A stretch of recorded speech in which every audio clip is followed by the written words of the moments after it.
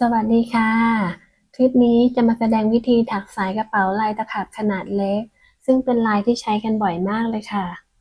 จะขอใช้เชือกล่มขนาด2มิลกับเข็มขนาด3มิลในการสาธิตนะคะเริ่มด้วยการทำเงื่อนถักโซ่2โซ่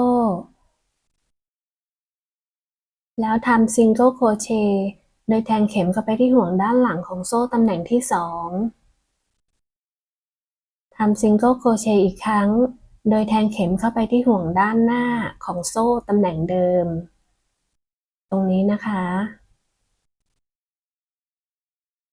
จากนั้นหมุนงานทำซิงเกิลโครเชต์อีกครั้งค่ะโดยแทงเข็มลอดห่วงด้านข้างซึ่งมีอยู่2ห่วงตรงนี้นะคะ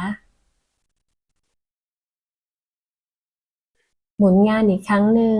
ทำเหมือนเดิมค่ะแทงเข็มลอดใต้ห่วง2ห่วงด้านข้างทำซิงเกิลโครเชต์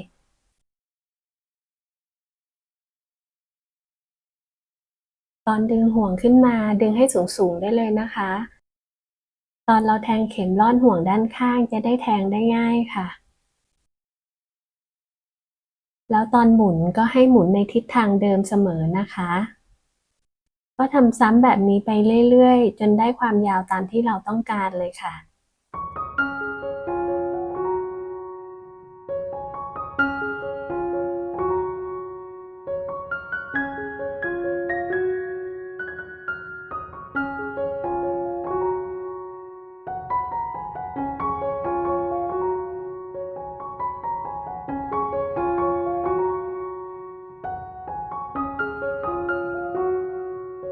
แค่นี้